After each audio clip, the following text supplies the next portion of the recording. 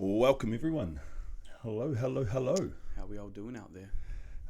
So if you've been listening on to Ryan and I, just speaking the last, the many episodes leading up to this one, we thank you very much for coming along the journey. And today we are going to be speaking about Resilience. There's many different levels of resilience that we'd like to touch on today. But resilience, what is resilience to you, Roy? Resilience for me is about working through the adversities that show up in life and just choosing how you show up in those situations and whether or not you let them slow you down or hinder you, or whether or not you allow them to be an opportunity for growth. Oh, that's good. I like that. What about you, brother? Resilience for me is the moments you get into something where you want to quit. There's a part of you that says this is too hard. It's mind over matter, mind over body, body over mind. Where are you in that moment? Who do you want to choose to show up to be? And who are you wanting to become? And the resilience is the teacher. It's the teacher of the person you're formulating constantly for your created future, bringing it into the now present. I like it. Beautiful. Yeah. So we've got a little... We didn't do a little run. We did an ultra marathon. We ran it at the same time. Didn't do it together because we had two completely different lead ups to it. But we did that only 3 days ago. Yeah, 3 days ago. 3 days ago, 50 clicks. Wow, 52 clicks. 52 kilometers, and those last 2 kilometers are the most torturous kilometers because you get to 50. And then you're just cursing. Why the fuck did they not just make this 50 kilometers? And why call it an ultra? Like, why call it 50 Ks if it's 52? You know? Because me personally, I didn't even know it was 52 until we were about 2 Ks in. And you were like, oh, you realize it's 52, right? And I was like, what do you mean? what the fuck? Who does their advertising? This is bullshit. I think it's like 51.9 something. Something like that. It's obscure. Obviously, it's just how the track. So we ran the Tarawera UTB Ultra Marathon. Now, if you're not familiar what an ultra marathon is basically anything over a marathon distance, which is 42.2 kilometers. And from over that, obviously, you're running an ultra marathon. And this is a trail run as well. It's not on the road. So you've got all the elevation. You're in nature. You've got your pack on. You've got all your things that keeps you alive during the run. So you're carrying all of that as well, and it's a very spiritual experience without being spiritual. For sure. Well, it's challenging. It pushes you to what you think your body can do, and what you think your mind is capable of overcoming. Yeah. Because it's challenging. So we did 52 Ks, but there's also an option to do 102 Ks. Yep. And then there's also an option to do 100 miler, which is 160 Ks.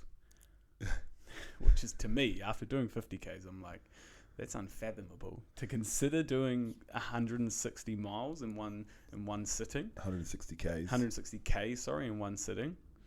I suppose the mental fortitude to be able to do that and to push your body physically through that would be,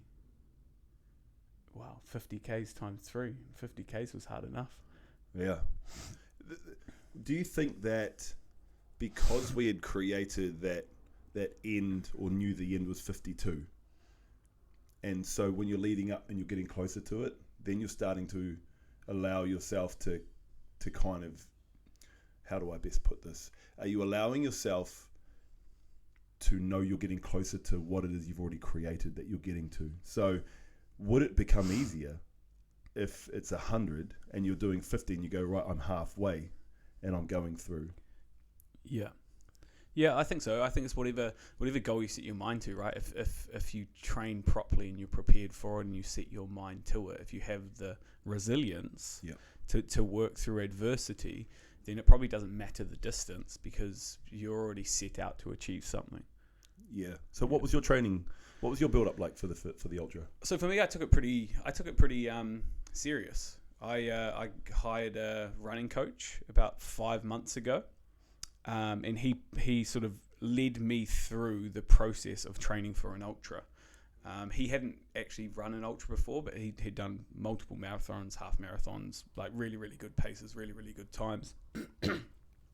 And for me, that was perfect for me because I love having processes set out in front of me. My analytical mind just works in that way, as Mike knows. And yeah, it was beautiful because when I had actually trained for an ultra to do it last year, but it got called off because of COVID. So this time it was a different preparation because I actually had someone else set out for me what I needed to do. And for me, it was actually just about having the accountability of showing up and going for the 4 runs a week that he had set out for me, like progressively those distances getting longer. And I actually found it really challenging at the start because he made me slow down a lot. So for about the first month, it was really short distances, anywhere from like 5 to 10 Ks.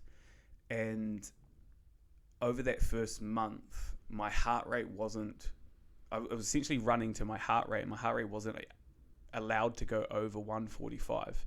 Whenever it went over 145, I would have to stop and walk till it went back down again and then run again. And it was, at the time, it was really hard because I was so used to just searching for PBs, like just trying to run as fast as I could and seeing that as like a goal or a milestone. You know, the quicker I could do 5Ks, for me that was like the achievement or the goal. But for this, it was like taking a step back and actually reconditioning my body and my nervous system, my breath, even my running style, cadence, so that I'd be better suited for running longer distances. Because when you're running an ultra and when you're running a trail run, it's not about how fast you can do it. It's about like keeping a solid pace and having a good strategy. Well, not at our level anyways. Yeah, for sure. Definitely. Definitely. How did you feel so let's bring the clock back to 2 years ago when you had started training and you were doing it on your own, but running. I mean, that's your go-to. It has been for most of your life. Yeah.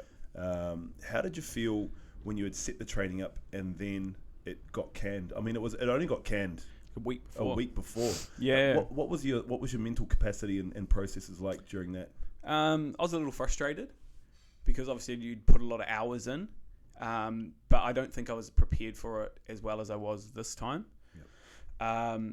And I just finished my longest run, actually. I finished it that Sunday. I think I did like 32 Ks and then came back and seen it was cancelled. And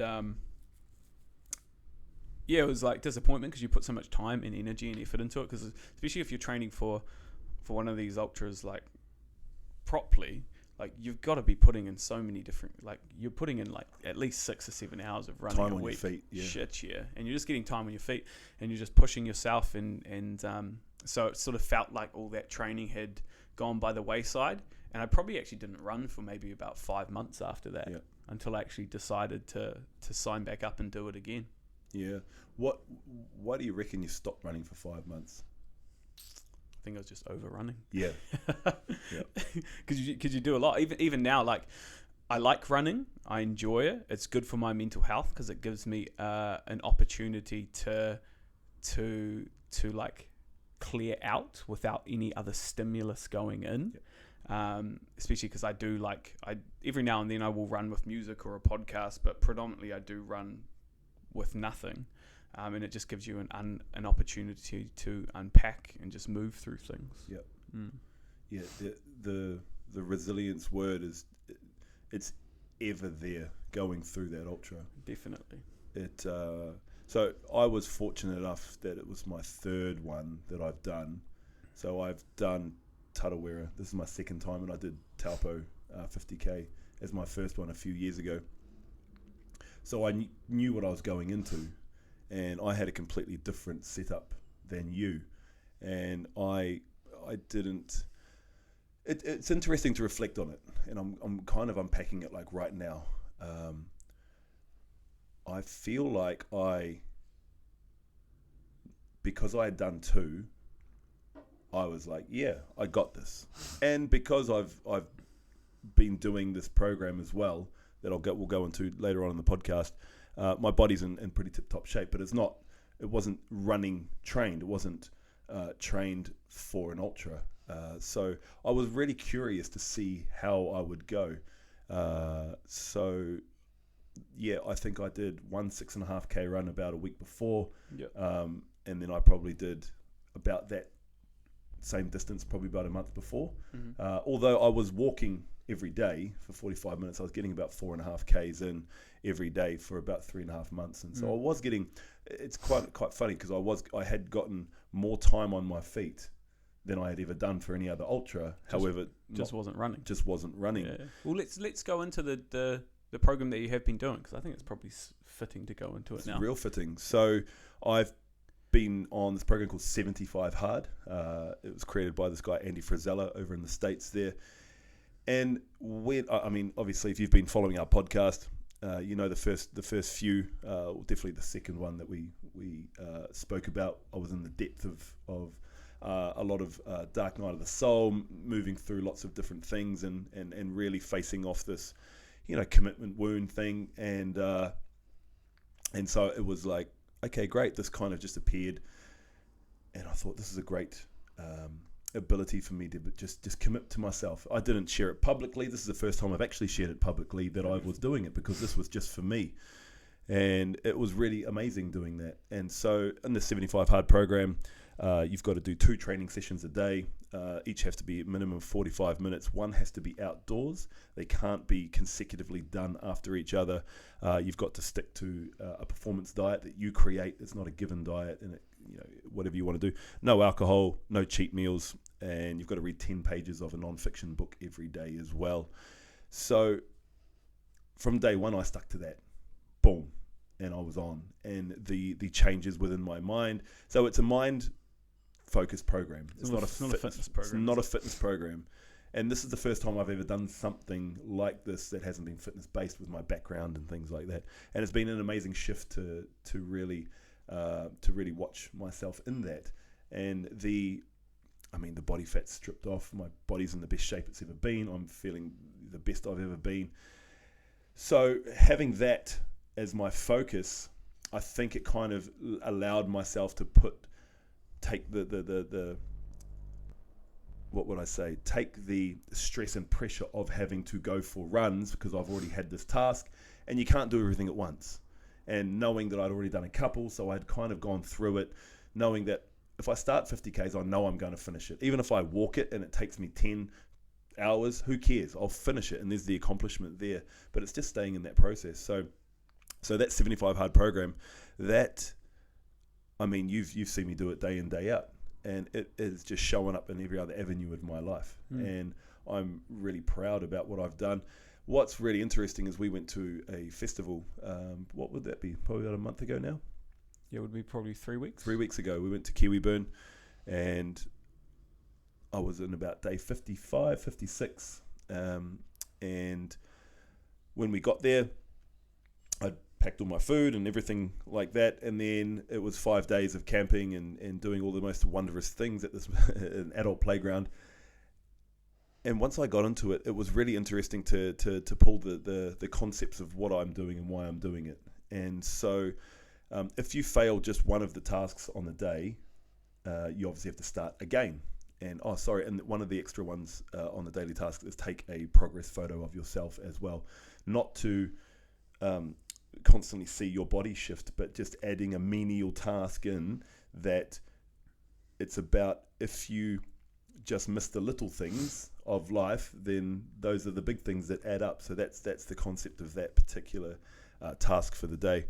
And so we got to Kiwiburn, and my intention was to I'm gonna go for my 2 workouts a day and this and that, and then we got there and it was just no, I'm going to keep my food. It was there, and we just went and played for 5 days, which was amazing, and then had to sit with the integrity of what I was doing. You sat down and asked me, so obviously you haven't done all your 75 hard tasks. What are you going to do? Are you going to finish it out? And I just, blazingly said, oh, I'll just see it out and then I'll start it again. And then you just hit me with the question, why? It's not an integrity. You failed it. And I sat with it and I thought, fuck yeah, you're totally right. Like, it was a beautiful mirror that you held up to me. And so I had the integrity call of, yep, I'm going to restart it. So I restarted it.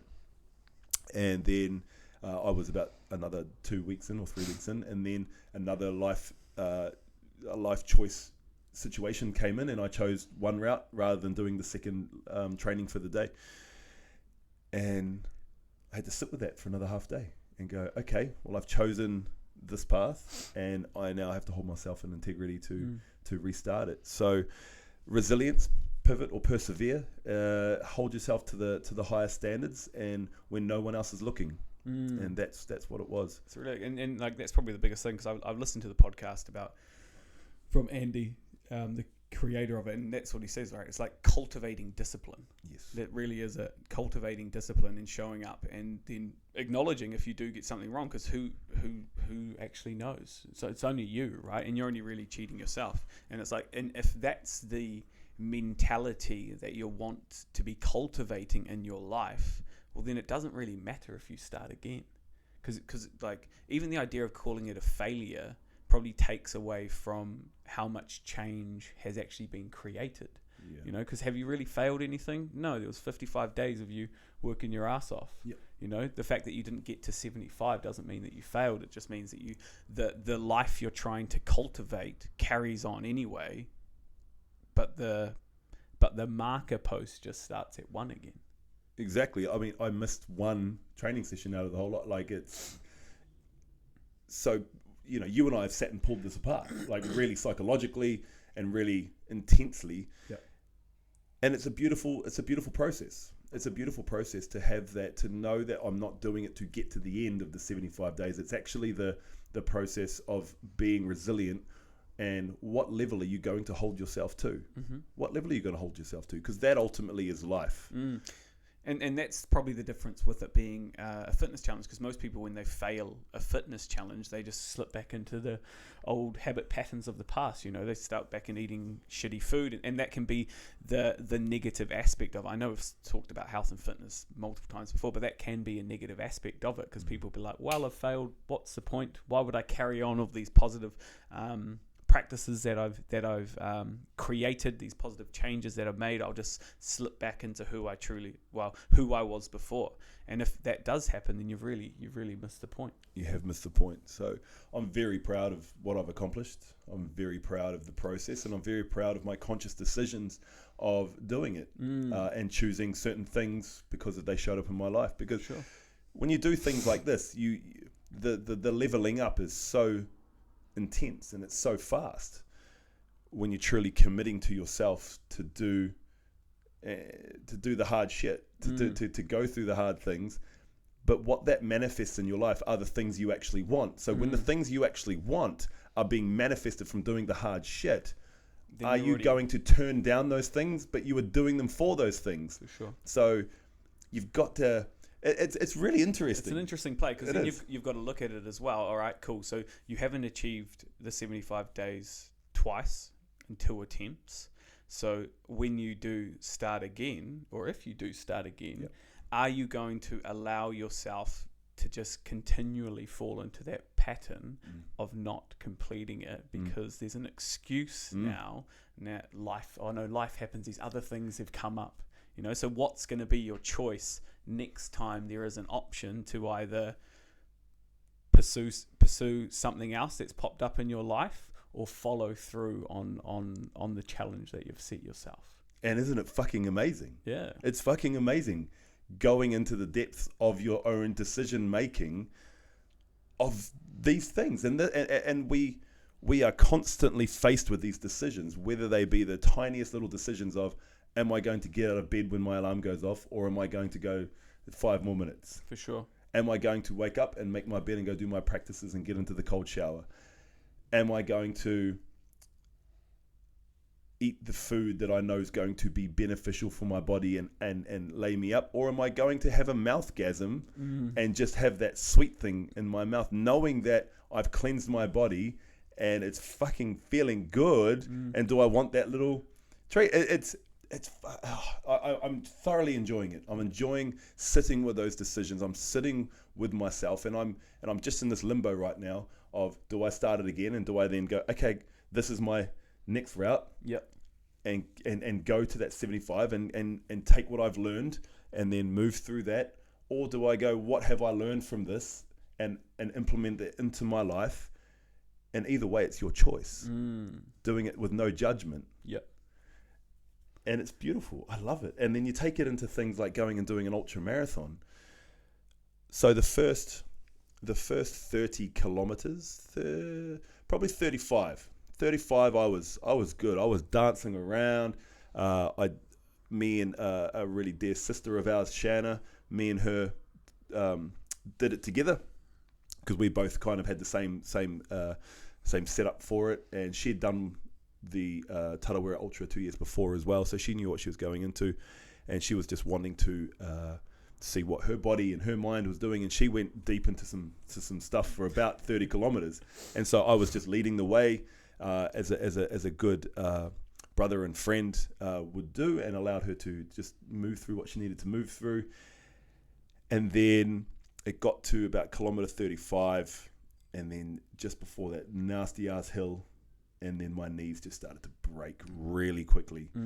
And she came through out of her stuff, and then she just kind of carried me, not literally, but figuratively, metaphorically, for the last 15 and the last 17. And it was a really beautiful partnership that we cultivated on that course there.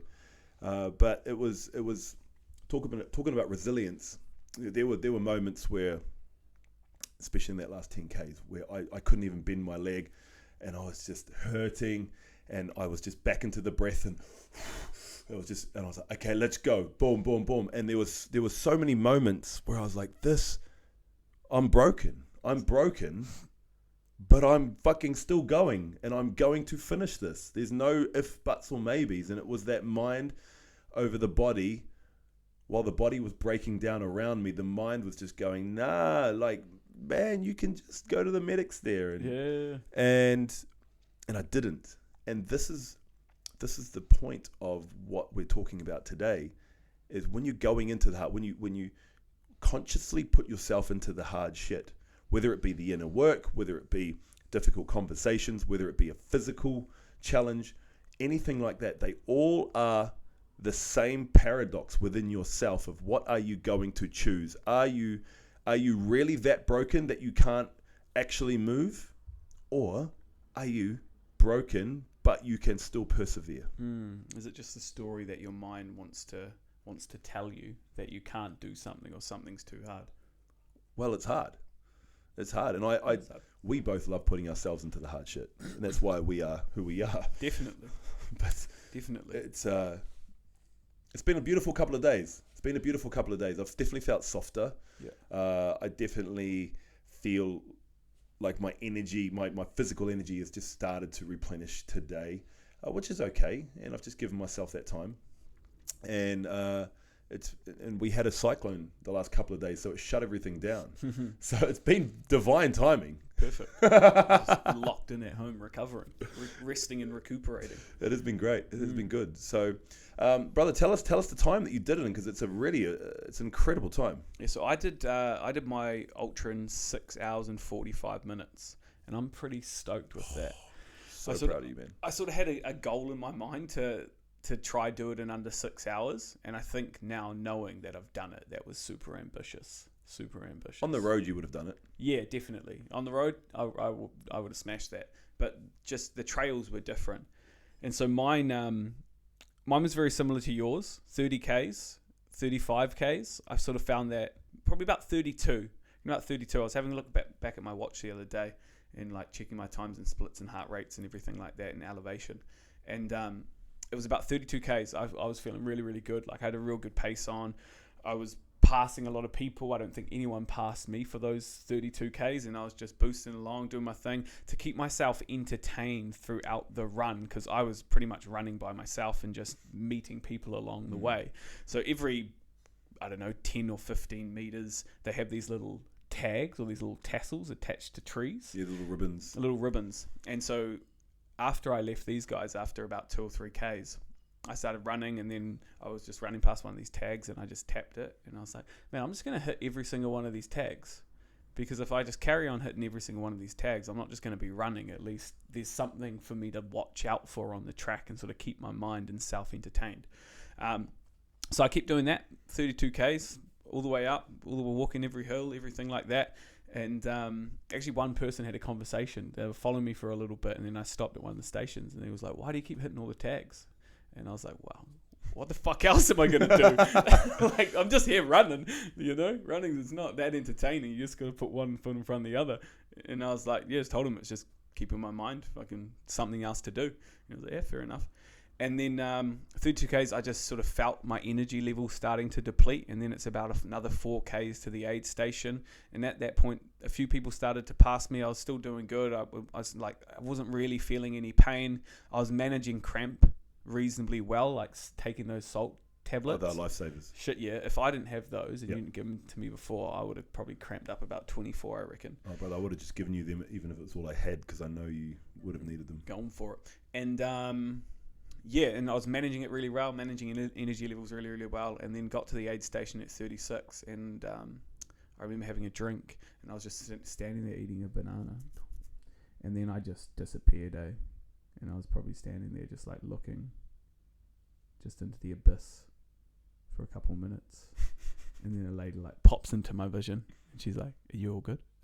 And I'm like, whoa, yeah, I'm all good, I'm tired, but I'm all good. And then we just talked for a little bit, and I couldn't even actually have a conversation with her. I was that fatigued, and then had some food, went to the toilet, filled up my water bottle, grabbed a couple more gels, grabbed some bananas actually for the journey, and then took off. And then you know that after 2 Ks after leaving that, you're hitting this massive elevation. And by the time I got to the elevation, my knees were already starting to give out. My mind was starting to question things a little bit. So I put on my headphones and I downloaded a David Goggins podcast. To just have him yelling in your ear. Have him just calling me a little bitch and reminding me that like you're stronger than your body and your mind's the thing that's going to break. And it was really, really good as I was going up those hills, but then my knees just started to go. It just started to get even more challenging, and fucking he just started to piss me off because I was like, I wanted to keep pushing myself, but there was nothing left in the tank.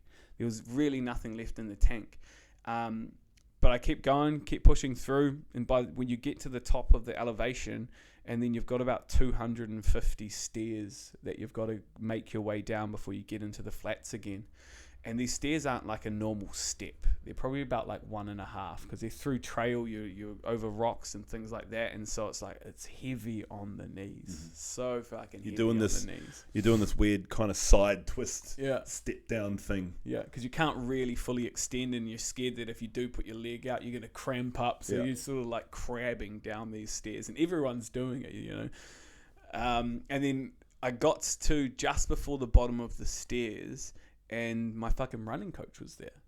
And It was just like, it elevated me. I was like, oh my God, thank God. Someone who knows what I'm going through, who's here. And he just ran with me for like the next 3 Ks to the aid station.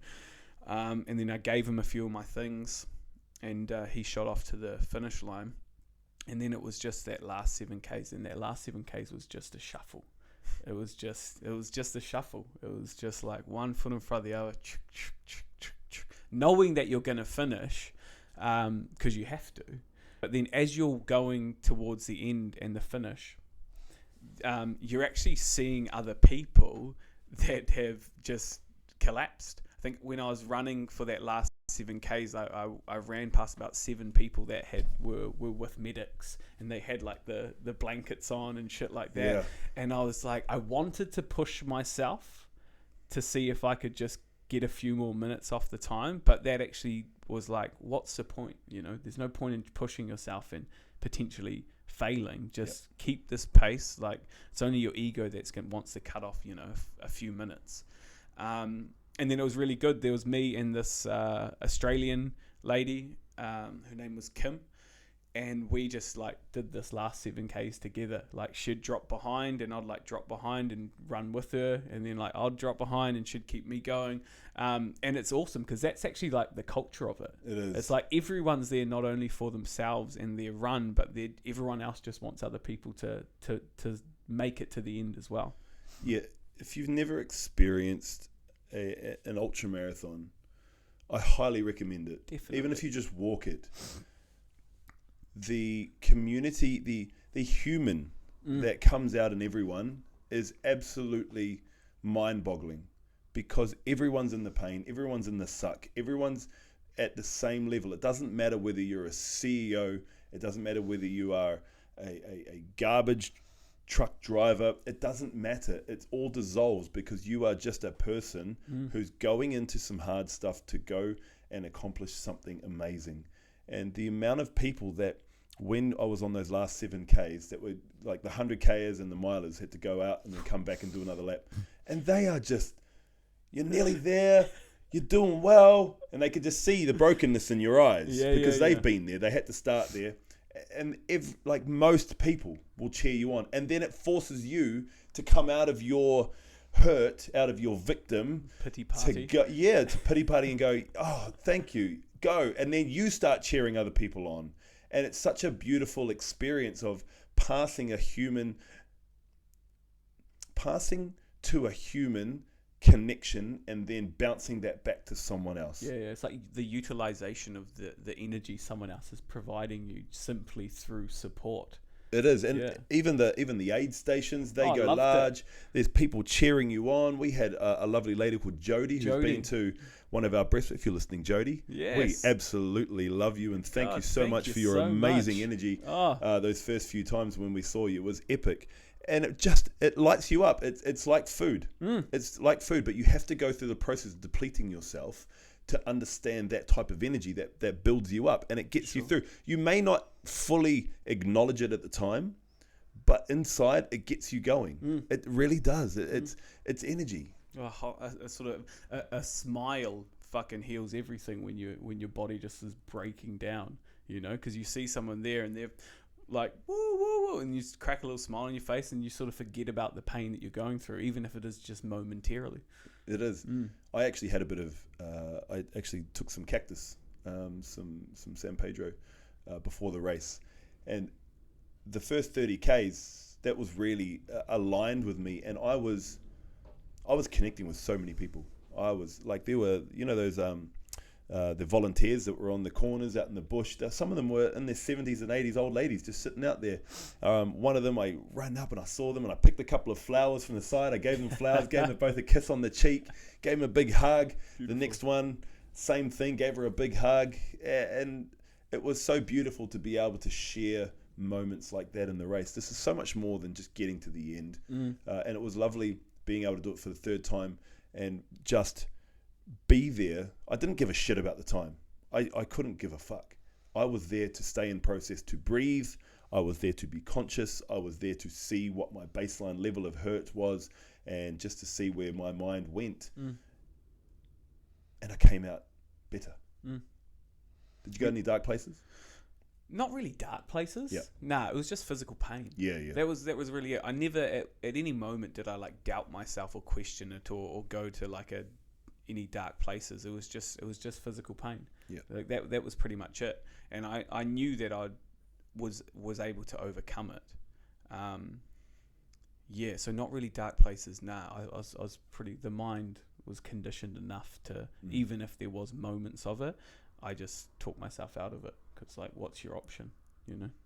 I liken the ultra marathon to an ayahuasca journey because it's about the same time. You have your peaks, you have your deaths, you Some have your good rebirths. times. Yeah. There's all the fractals, you're loving it, that's giving people flowers. Yeah. And then Every there's now the and then pain. you're looking up, you're in this beautiful forest, or there's a Oh. river running, and you're Oh. just so full of gratitude, and your heart is expanding, and then for whatever reason you just go into fuck, and you're just yelling out, and the pain's starting, and you're purging. It's a physical ayahuasca ceremony. Definitely. But it is a ceremony. I went into it with the mindset of, I'm going into ceremony today.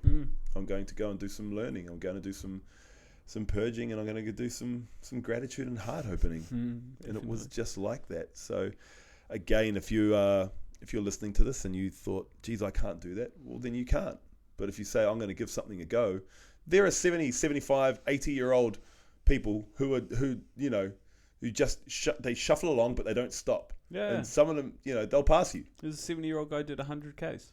Yeah, he was in front of me and Shanna for a while, and he was just shuffling, and he paced us when we're getting to our broken stage, or my broken stage, and I loved it. And we're having a chat with him, and he was great. He's like, "No, I'm doing the 100." I'm like, "Mate, well played." Well played. So it doesn't matter what age you are. No. If you've got the resilience to take ownership of your mind, to say you're going to do something, to create and cultivate the discipline in your life, to go and take on harder challenges, so life becomes your playground, then these are the things you go and do. No one can take that away from you. No way. It's your choice. Everything's your choice. Definitely. So it's like doing, it's the same as going in and doing your deeper work as well. It's the same as going and doing your shadow work. We spoke about shadow work on last podcast, and it's the same thing. Are you going to allow your mind, your ego, your id to remove you from the things that you know you need to do? Definitely. And I suppose just like using it as a metaphor, there is going to be good times. There's going to be times where it's easy and it's enjoyable, and there is going to be times when it sucks and it's heavy and it hurts and you think there's no point and you want to turn around and you're just like, I'm just going to give up. But if you go in with a resilient mindset and you don't allow the noise to be louder than what you want to achieve, then you're always going to succeed. I mean, even if you don't cross the finish line, you always succeed, because you've gone in with it with the right attitude. You've gone in with it and seeing it as an opportunity for growth, seeing it as an opportunity to learn where you're at and to push yourself outside of your comfort zone. Absolutely. I couldn't agree more. It's removing from outcome-based living. Yeah, I like that. Had a friend of mine, Campbell, he did the 100K. We've done 2 ultras together. I did my first one in Taupo and Tarawera together. And he set out to do the 100K this year. And I actually caught him on a couple of the aid stations there. He was looking a good nick. And after, he was running till 2 in the morning. When you do the 100K, it takes you about 20 hours or whatever he was running. Anyways, then I saw a post of his a day and a half later saying he had to bail out at K86. He was just violently throwing up. His legs actually stopped working. And he goes, I'm bloody disappointed. I said, mate, what are you disappointed about? Yeah. You did 86 kilometers and you are in your mid to late 50s. Well played. For sure. And you went to the point where your legs actually stopped working. There's nothing more you could have done. No, literally You nothing. were vomiting up. You couldn't have taken another step. What are you going to do? Apart from pull yourself, legs blowing off from a foxhole style, but you can't do that when you're running in trail. No. And I said, mate, well played. So take this memento into your life, everyone, that whatever you set out to do, just check in with yourself that if it's something you need to persevere or pivot on, well, then make the choice and own it. It's all in you. It's all your choice anyways. Only you know whether you can go and do more. For sure. No one else will be able to tell you that. No coach, not us, no motivational speaker, no anything. No one can. You know. Only you know the internal dialogue. And it's doing these bigger things that you can truly start to understand where your limits are, or where your physical limits are. And even where the judgment comes from when you reach your limit. Shit, yeah. even in that, like, no one can take that 88 Ks away from him, right? Well, you didn't cross the line and you didn't get a medal. You still ran 88 Ks, you know? I'll wear that badge of honor. Fucking no. No one's going to take that away from you. I guarantees there's probably only a handful of people that would even know him that would probably even consider doing something like that. Yeah. You know, so you're already pushing yourself into a new realm, a new category. And everything's going to benefit from it in your life. Yeah. Your relationship, your career, your own sense of purpose. It's phenomenal. So just go out and do hard shit, people. Go out and do hard shit. And I mean, that idea of hard shit, that's going to be different for everyone. It will. You know, but if something seems challenging for you, or if something seems like, or if you have a story that you can't do something, but there's an inclination or an inkling to want to do it, just pursue it anyway. Pursue it anyway. Have a plan, have a strategy. If that works for you, if you just want to jump into it because it's something you've had experience with before and that's the route you want to take, then take that route. If you want to be more methodical and plan it out and that's the way in which you like to process things and work, then do it that way. You know, it's about understanding who you are, knowing what you're capable of, and then challenging yourself for more. Like, that's what resilience is about. It's a powerful word. Yeah. Memento mori. Listeners. Memento mori, the great Stoic quote, or the great Stoic saying. Remember, you are going to die. It's not a morbid quote. It's just stating that you know what the end is. So what are you fucking around for? Sure. Live the experience of this human... live the human experience of this beautiful life that we are in. For sure. As far and as hard as you can go. The fear that is pushed upon us by every form right now is absolutely mind-boggling. It's been really interesting to see, even just with these storms coming in over the last week or so, and I know I can speak for both of us, there's not one part of our social media, or we don't have TVs in the house, that follows any news channels. It doesn't. There's no part of me that ever wants to be fed any of that. And so I was in the supermarket on Friday going to grab some food and things before we went to Rotorua for the Ultra. And it was midday and the car park was stacked. It was heaving. I thought, okay, maybe this is normal. I don't know. Went in, did my shopping and buzzed around, and I having a chat to the checkout woman. She was a lovely lady, and I just said to her, look, is this normal on a Friday afternoon? I don't usually come here at this time. She goes, no, the cyclone is coming. I said, what cyclone? She looked at me. She goes, the cyclone? You know? I said, no, I don't know. Tell me. And she was so bedazzled that I didn't know that there was a cyclone coming. I said, look, tell me about it. She goes, oh, there's a cyclone coming, and she went into it and told me about it. She goes, it's all over the news. I said, look, I actually don't follow the news, and okay, tell me about okay, now I want to know. Obviously, if it's a bad thing, I want to know so I can ensure that I'm keeping myself safe, my community safe, and all of that. I'm not trying to avoid the things that need to be heard. However, she proceeded to tell me about it. I thought, oh, okay, well that doesn't sound like as bad as the floods that just happened a couple of weeks ago. She goes, oh, maybe not. Okay. No, well, everyone survived that, didn't they? It's just nature being nature. For sure. But looks like I've done my shopping at the right time. Definitely. Perfectly timed. So I guess to tie that back into resilience, again, that's a cultivation of discipline, of the resilience of the fear of I refuse to allow fear agendas to be pushed upon me.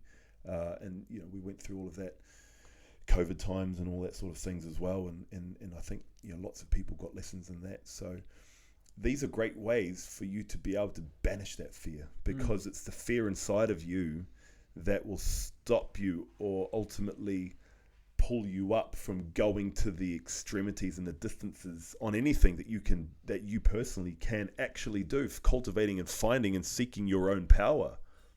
People, that's what people are most fearful of, is the actual true power. And you and I, we're so good at going, we want to empower everyone's magic. because everyone has the magic inside them. Everyone can be the most extraordinary human on this planet if they wish and know and take the action to be. Their version of the most extraordinary. Their unique version. Not mine, not yours, not anyone trying to tell them how they should be living, but yours. Go and do that. And so the resilience in that to I guess, buck the trend. Yeah, for sure. Or not to allow yourself to be consumed by fear, because that's the biggest thing that stops people from doing anything, right? Well, either the fear of getting hurt, the fear of doing it wrong, the fear of rejection. All of these different fears are going to stop people from doing things, from the little things to the big things. What's your take on resilience in relationships? You've been in a relationship now for 4 years. You certainly need to create resilience to be in it that long. What's some guys from you, brother? Resilience in relationships. Well, I think it's probably like resilience in anything, right? You have to be willing to put yourself in situations that challenge you, so that things don't become stale and stagnant and mundane. You have to be challenged. You have to be resilient enough to say and speak into what you want and what you desire, even if that may be something that's different to your partner. You have to be resilient enough to allow your partner to change and to allow yourself to change, because that's probably one of the biggest things that would create discomfort in a lot of relationships, is that you go into a relationship knowing who that person is that you went into the relationship, but when that person starts to shift and change, maybe for the better, maybe for the worse, people get attached to an identity of who they thought their partner is, not who they are now in this moment, right? Me and Van have been together I would have met her 5 years ago in about 3 weeks. And who she is and who I am is completely different people. Completely. Light years difference. The person who I was trying to be 5 years ago is probably the person who I am now. So I'm doing pretty good. That's cool, brother. Say that again. Hold on. Let's say that again. The person who I wanted to be 5 years ago is probably the person who I am now. Amazing. I love it. Shit, I got a smile. 5 years ago, I wouldn't have been here sharing wisdom on a podcast. No. But that's the journey, folks. It's not overnight change. It's not overnight change. No. And you've got such a beautiful relationship with all its toughness, but it's all its amazingness. That's the whole spectrum of it. And you guys really go into the full spectrum on one end or the other, because that is the experience of it. But you're creating your communication constantly over it. Bang, bang, bang, bang. And it's beautiful to witness. And yeah, I couldn't imagine meeting you 5 years ago. No, I don't think we would have been friends 5 years ago. No. No, I don't know. Well, because me 5 years ago would have been probably in a similar state, I guess. Yeah. Yeah, 30. 30 was when I just moved back to New Zealand, actually. I just turned 30. Just before I turned 30 here. And yeah, that was the time that it just started for me to go, okay, I need to start doing some things. And it still took me a couple of years to really dive deep into it. But the relationship aspect, I think you can. The resilience in relationships, I feel, is probably not sticking too hard to that resilience word either, because it's now you're removing the kind of love aspect of it. Because it's like, well, I'm going to be resilient. For sure. Yeah, well, even resilience may keep you in a relationship longer than you need to be or meant to be, because there's this idea that you have to be together forever, right? Yes. Or you're doing a disservice if the relationship, or you've failed if the relationship was to break up, instead of just naturally allowing people, if they do start to grow in different directions, and just allowing the separation to happen or an uncoupling to happen instead of just holding on. I suppose it does get a little bit messy when there's like kids involved, houses, money, finances. So people are like, well, if I'm going to let go of this relationship, I'm actually letting go a huge identity that I've created around it. And comfort. The comfort, yeah. The misery of certainty, right? Yeah, exactly. But I guess this is where it comes up to a point of a good friend of ours who's drilled into our heads. It's that pivot or persevere. What's that check-in on yourself? Are you going to pivot, or are you going to persevere through what you're going through? And this is what we take into our business all the time. Are we pivoting or persevering here?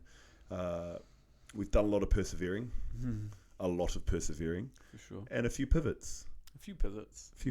More just head down, tail up, let's go.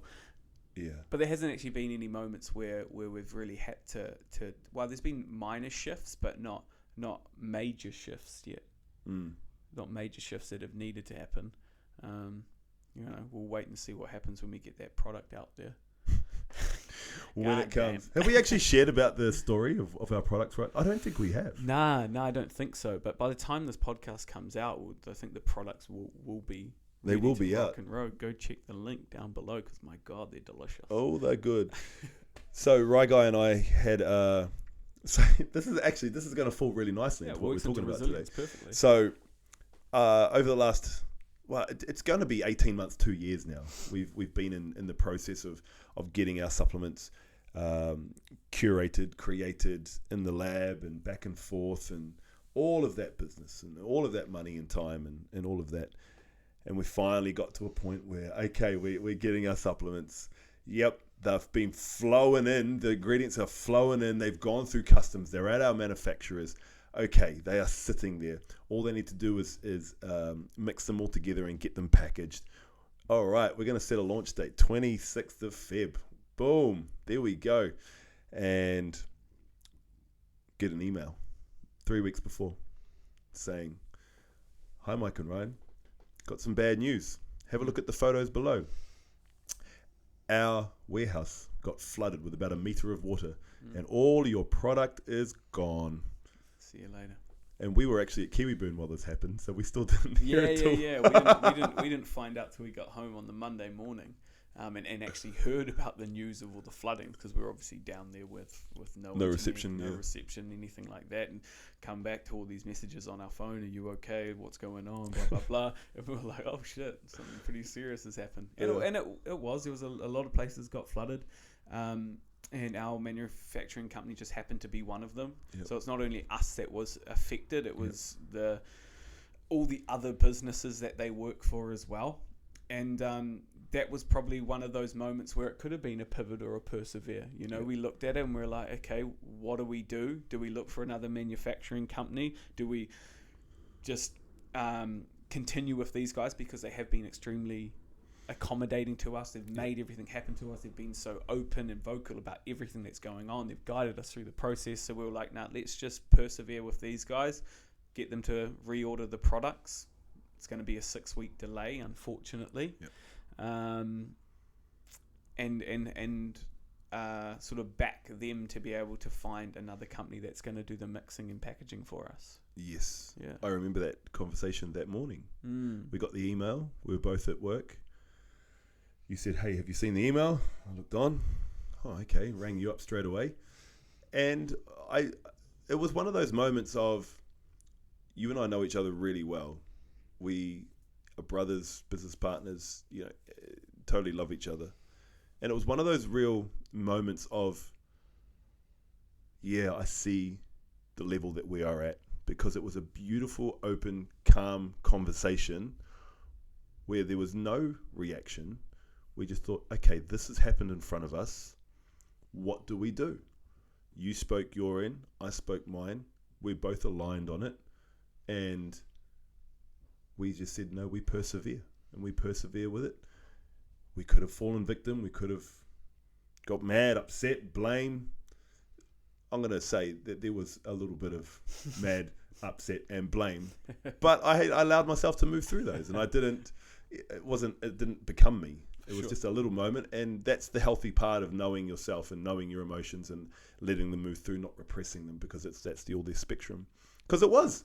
It was disappointing. Oh, It extremely was disappointing. upsetting. You know, we'd worked extremely hard to get everything to a place to be ready to launch. We had a 28-day state change program that all the amazing people that joined the Kickstarter, like close to 50 people, they were going to be getting the products delivered before they were going to then be able to go through the state change program with them. We had all these different things planned out, all the funnels and everything was sorted. And it was just like, well, now we've just got to persevere, you know, pivot a little bit on what we were going to be doing with the launch, what we were going to be doing with the state change program that we had coming up, and just you know, work through it. You know? And we did. And the resilience was there because we've gone through our hard times. We've gone through our own selves. We've gone through the portals, the deaths, the rebirths, the ultras, the hard conversations, the tears, the laughter, the psychedelics, the medicines, all of that, just for these just for these moments that could become huge, but we are able to move through them, and that's what all this is about. I think this is actually what we're here speaking about week in and week out. Really, all of that is to lead us into these ability to make these decisions on a clear and conscious and aligned level for our own unique selves in life. It's just creating that distance between stimulus and response, right?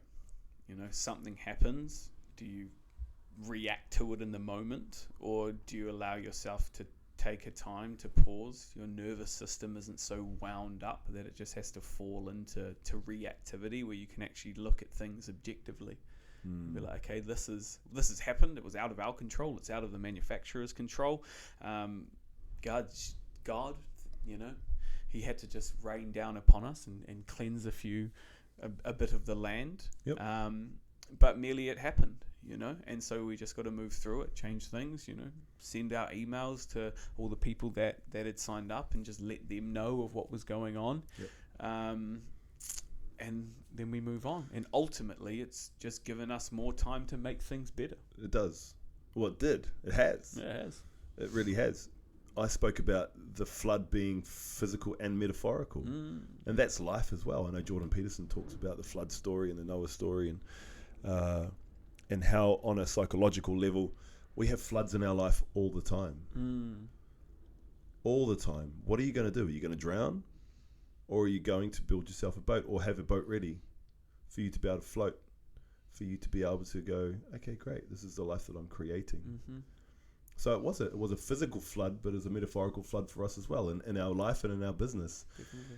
And then the ever constant lesson of patience.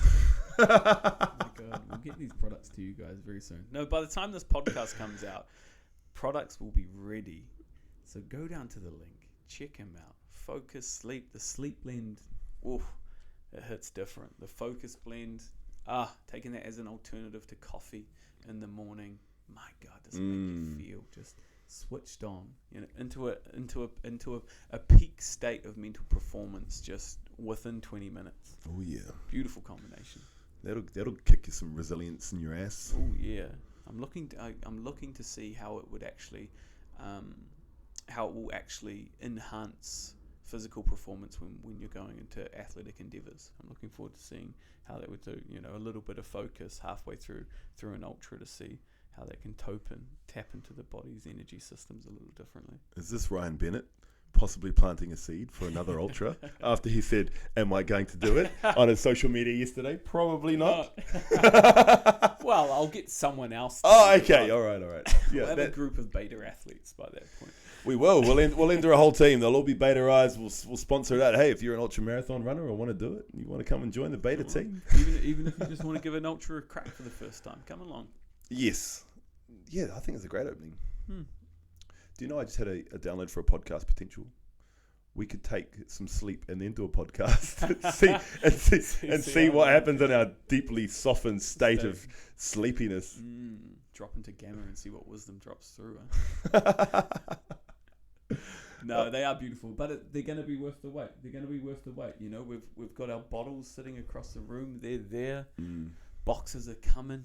It's all happening. It's all happening. It's a beautiful thing. We've put it all together. It's like birthing a child, creating this business. Well, being in business and being an entrepreneur, you have to be resilient. God, yeah. Because everything goes wrong. You know, Oh. because there's no real blueprint in it. You know, you can work with other people. You can have like other coaches and things like that. People can lay certain things out for you, but at the end of the day, it's like you showing up constantly, getting it done, doing the little things that ultimately get you to the end of it. You know, I've always listened to podcasts, and sometimes I listen to business ones or entrepreneur podcasts, and you hear them going, "It's the hardest shit you'll ever do is owning that entrepreneur identity or title and going into it." And I thought, yeah, look, I've started businesses before, and I've in the fitness industry and in real estate and things like that. And I thought, but actually creating product and going from the ground up and doing it properly. And obviously we've got Deerhard, who's a wizard and just imparts all his amazing wisdom to us as our consultant. Actually, we're going to get him on the podcast one day. You'll be blown away. I can't wait for that. It's fucking hard as shit. He's in our weekly meeting, and he's just taking us through the levels each time. And I geez, I even had to have an admission to you the other day. I said, man, this is fucking hard for me. Like it's so, everything is so new. Everything is brand new. Everything is brand new. I've never gone to business school. I didn't go to university. But you sure learn quick. you got to. And you sure learn how to communicate with your business partner. Definitely. Very fucking quickly. If we weren't on the communication level that we're at, this would have been broken a long time ago. Definitely. Well, and having the resilience, right? Because we could have given up multiple times. Multiple times, from getting manufacturers to, starting with the gum first and that not working to, working with a manufacturing company that was trying to drain us from all of our money and through R&D, to working with a web development company that just promised the world and nothing followed through. So you have to take it over yourself and lose, $3,000, just drop it down the drain and start again. And having to fire them and then them blaming us that we're difficult clients. It's constant.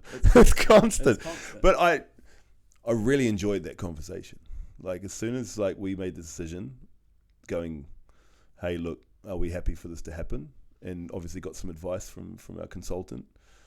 I was like, yep, I'm in for that, because there's good growth in that. And then you jumped on as well, and it was beautiful, and I loved it. I actually loved that he pushed back and blamed us, because I could just then see the type of person and company that it is, and it's like, okay, great, that actually doesn't align with us. That's why we are where we are. Sure. If you think we're difficult because we're passionate, we know our brand, we gave you exactly what we wanted, like how is that a difficult client? Sure, it's not our job to be the web developers. It's not, or the designers. We give everything, and you don't follow through. It's not much we can do about it. But that's the resilience in business as well, right? Because it's not all about soft and squashy and like, oh yeah, that's going to be okay. It's okay. I'll just bend for you constantly. It's like, no, this is what was promised. You haven't. We gave you multiple opportunities to step up, to deliver. It's not just the first hand and we're reacting to it. It's like, no, that was an 8-month process. Yeah, for sure. Now we get to start again. Now we have to start again. There's a difference. I agree. And yeah, absolutely. But we're so much more flourished in our own processes of what we want as well. So what we wanted then isn't what we want now either. Yeah, for sure. Well, and that's the constant growth in development of a business, right? It'll forever change over time, especially the brand that we're building, because it is apart from the products reasonably heavily based around our own personal brand, the business model has an opportunity to change and grow as we do. It does. Yeah. And one major thing I learned from this digital marketing digital agency is even who we are, you can be sold. You can be sold the dream if somebody puts together a good presentation and puts all the right words in there. Well, they're a marketing company, Michael. It's what they do. But it was just fucked me off. Yeah, That's where I'm getting to. It just fucked me off. If anyone from that company is listening, it fucked me off. Well, yeah. Yeah, but I mean, that's the thing, you know, you persevere, you move on, you take exactly. the lesson, and you carry on with it, you know.